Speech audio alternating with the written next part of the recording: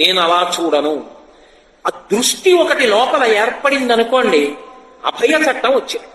ఏ చట్టాలు అక్కడ లోకమంతా ప్రశాంతంగా ఉంటుంది, ఎవరికి ఏ ఇబ్బంది ఉండదు.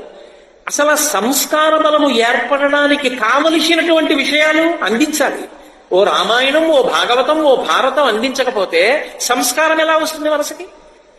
లోపల నుంచి మనసులోకి ఎడుతున్నవన్నీ దుష్ట స్వభావాలు, దుష్టగుణాలే అనుకోండి, లోపల మనసు మంచి సంస్కారం ఎందుకు పొందుతుంది? మనసుకి మంచి విషయాలు అందుతున్నాయి అనుకోండి, మంచిగా ఉండకుండా ఇంకోలా ఎలా ఉంటుంది? ఉండదు. కాబట్టి మాతృవత్ పరదారేషు పరద్రవ్య అనిలోష్టవత్, దొంగతనం చెయ్యకుండా ఎందుకుండాలో చెప్పింది శాస్త్రం.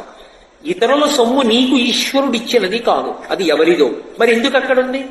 కాసేపు అది పోయిందన్న బాధ వాళ్ళకి కల్పించి, ఆ పోయిందన్న బాధ పొందడం చేత వాళ్ళు గత జన్మలలో చేసిన పాపాన్ని పోగొట్టడానికి ఆ పోయిందని కిందకి జారేట్టు చేశారు.